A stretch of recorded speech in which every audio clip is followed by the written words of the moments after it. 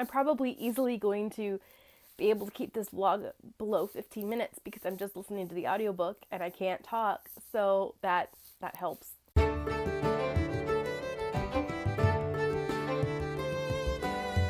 hey there, reader friends! I'm alive! After having sickness and plague and no breathing abilities, really, for almost a week. So I'm happy to be back for Throwback Thursday. For Throwback Thursday this month, I reread A Court of Mist and Fury by Sarah J. Maas, and I loved it so much. So let's go ahead and start the vlog. Oh, and major spoiler alerts, guys. Proceed if you dare. I should also mention that Throwback Thursday was created by Julie over at Pages and Pens. Basically, she decided that we need to reread our beloved books, and I fully support that decision, obviously because this month I had a great time doing so, some months not so much. So thanks, Julie. Let's go ahead and start the vlog. Enjoy, guys. Good evening, everybody. It is getting kind of late, but I'm going to start A Court of Mist and Fury tonight. I'm hoping to read a couple of chapters before I go to bed. I want to read A Court of Wings and Ruin, and then I realized I don't really remember much about this book because I read it so fast. And when I read things really fast, I don't tend to hold on to the information. Here's hoping that this vlog doesn't become way too long. We'll see what happens. I'm probably not going to be checking in very frequently, but I'm really excited. I just started chapter 1, and the first sentence starts with, I vomited into the toilet. And I remember when I read this the first time, I was like, wait, there are toilets? Wait, there's indoor plumbing? Wait, when does this supposed to take place? Because it's high fantasy, and high fantasy usually takes place in olden times. So, but there's indoor plumbing. So why is there electricity? And if there's electricity, when is this taking place? Maybe it's like Harry Potter, where, you know, they have indoor plumbing, but they, for some reason, don't have electricity. I don't know. I guess you just have to go with it. Hello, everyone. I am very sick. I've been sick for like 5 days. But I wanted to try and give you guys a bit of an update because I have been reading A Court of Mist and Fury.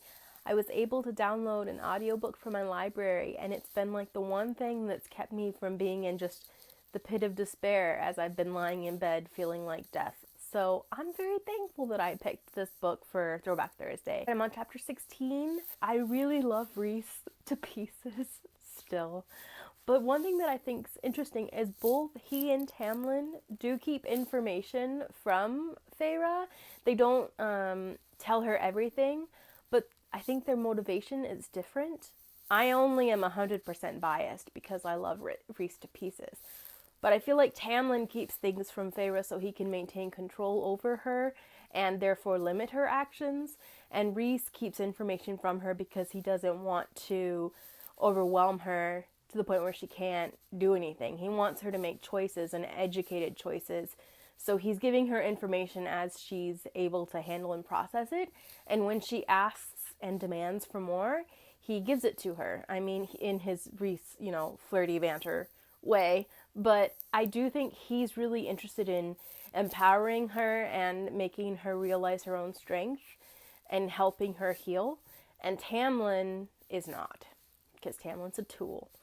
And Tamlin's operating out of a position, I think, of fear. And his fear is allowing him to become this terrible, terrible, terrible, terrible thing towards her, terrible person towards her.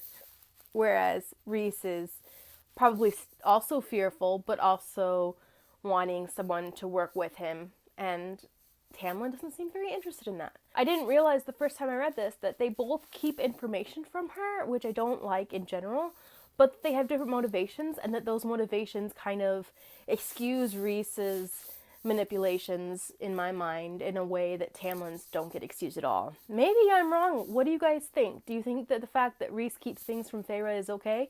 Do you think that he's doing it for the right reasons, or do you think he's just being manipulative? Let me know. I'd be curious to know what you think. And now my voice is going, so I'm gonna call it an end for this vlog. So this is completely random and doesn't really have anything to do with anything. But you know how in Disney films, particularly like the old classic Disney films and then the Renaissance films, princesses and the female characters would throw themselves on their bed in the exact same way, like in multiple different Disney films, and cry? Like it was the same exact animation, just different characters. I kind of feel like that with Feyre's vomiting. Feyre gets upset and she vomits. She feels like she's gonna throw up. It's becoming a bit of a thing that I don't really appreciate. So I just finished the section of A Court of Mist and Fury where Feyre and Rhys go to the Weaver and she retrieves Rhys's ring. That is probably one of my favorite sections in the entire book. It opens with great, some of the best Feyre Rhys flirty banter that we have in the entire book, I think. And that whole mythos about the Weaver and how timeless she is and how old she is, I just find that really fascinating and really solid, good world building. And then the fact that she's singing a version of a really well-known ballad song. Basically, this ballad, whenever you hear it, is about two sisters, and one of them kills her sister, and the dead sister's like body parts get made into a musical instrument. And that's the basis of this ballad, whatever version you have of it. It really made that whole section really resonate with me because it was tying a narrative and a story that I already knew to this world, which made the world that Maz is creating much more interesting, and I was much more invested in it. Plus, I love Feyre's characterization throughout this whole little part of the story with the Weaver. She has this amazing, really well-written, I feel, internal battle and has to come to terms with the fact that she doesn't want to be a weak, passive person anymore, and she survived things and she wants to be active in her own life, which is a turning point for her because she's coming out of her PTSD and her depression, but also that she sees herself as not just a character of agency, but someone who is going to affect the story and is accepting that she's going to do so, which I really like because so often in YA and in these like chosen one stories we get, the chosen one is reluctant and doesn't want to be the chosen one, and I don't really get that impression with Feyre right now. I feel like she's ready and wants to be involved and wants to do what she knows she needs to do. One thing I'm appreciating this time that I did not appreciate so much the first time I read this book is the depth of Mass's world building with the history of Prythian and all the different mythologies and stories and characters, and she's really creating this amazing sense of time, and I really, really like that. I don't think I really appreciated it the first time because I was reading so quickly, but also like the first time at least for me, I was just completely obsessed with the Rhys and Feyre stuff and shipping my ship, and all I cared about was my ship, and my ship had to sail, and so I didn't really have the energy or the time or the desire to really appreciate some of the world building that was happening, and now I definitely can because I know what happens. So although I still love and appreciate all of the flirty banter and the tension, I also am not like wanting just to get to Rhys and Feyre's parts. I can take a step back and just kind of appreciate the overall story. Guys, can we first of all just celebrate that I am not sick anymore?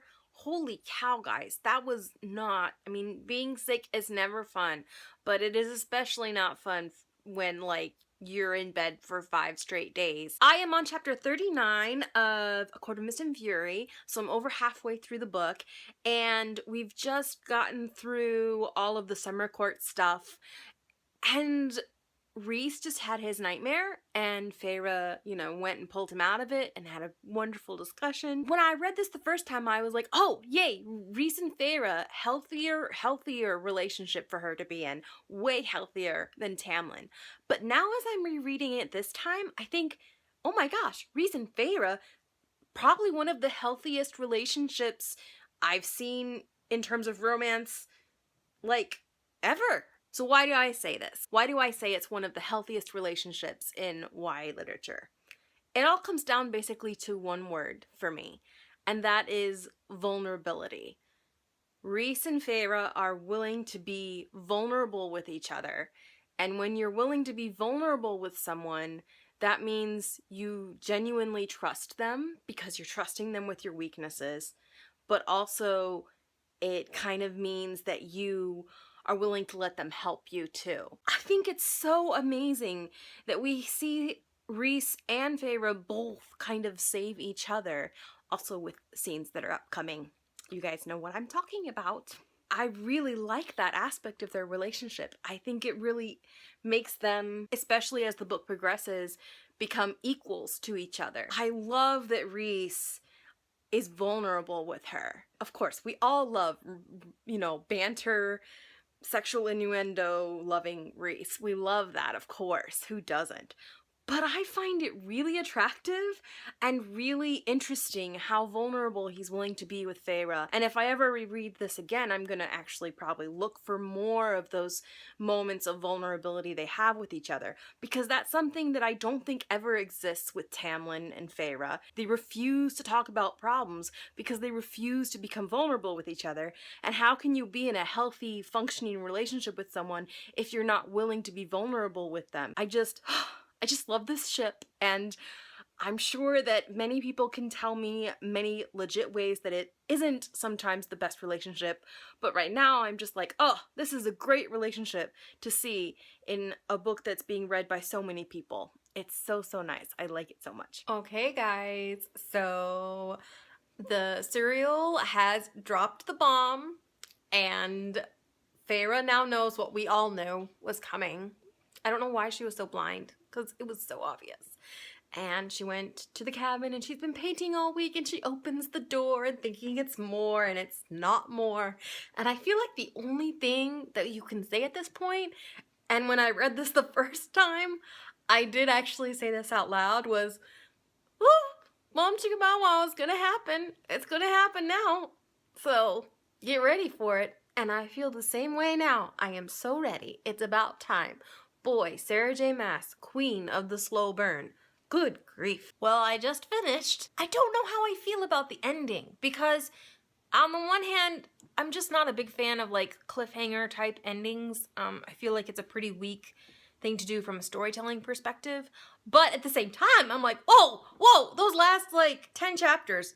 Whoa, what a ride. It was interesting to listen to it and read it this time knowing what was coming versus the first time I read it when I had no idea what was going to happen. I guess my main complaint, spoilers, major spoilers right now, is I don't think that Rhysand chapter was necessary. I feel like it would have been more effective, since everything was so closely in Feyre's point of view, to show the scene of her becoming a High Lady. But then I guess that big twist wouldn't have had the same effect. I don't know. It just still feels very jarring to me that then, whoop, this random one chapter that's not even the last chapter, we're in Rhys's point of view. I mean, I don't think it was necessary. I feel like Feyre could have told us that information in the last chapter.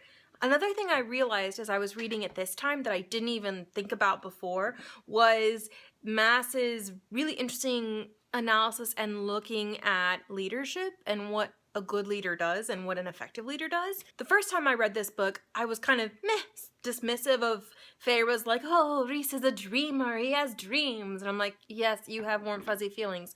You need to just sleep with him already. But this time I thought, that's really interesting, because also the High Lord of Summer, Tarquin, he also has dreams. Rhysand has dreams. Feyre has dreams. They want to lead in ways that create positive change, whereas other leaders in the story lead in ways that just maintain their power, or they lead in kind of lazy ways. This is still very solidly a 5-star read for me. I really enjoyed the audiobook as well. I highly recommend it to people. And yeah, I now am in the middle of contemporary-a-thon, so I can't really start A Court of Wings and Ruin yet, but it's definitely going to be read soon, because now I have to know. I have to know. Well, there you have it. My Throwback Thursday for ACOMAF. Still a 5-star read. Still enjoyed it a lot. And I was pleasantly surprised as I reread that I was discovering new things, and that different things were sticking out to me as I was rereading, and that, I still got all kinds of feelings. Because I have to be honest, I was kind of worried that this book would fade after reading it the first time, since so much of the first reading's enjoyment, for me at least, was the ride of not knowing what was going to happen with the next turn of the page. So I was really happy that it stood up and it still was really good and still a 5-star read.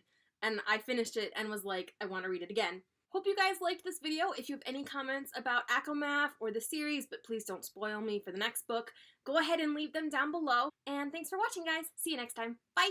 He's just terrible. He's still terrible. I still was like, when he showed up, I was like, why are you here? Go away! Nobody wants you here! Bye, Felicia!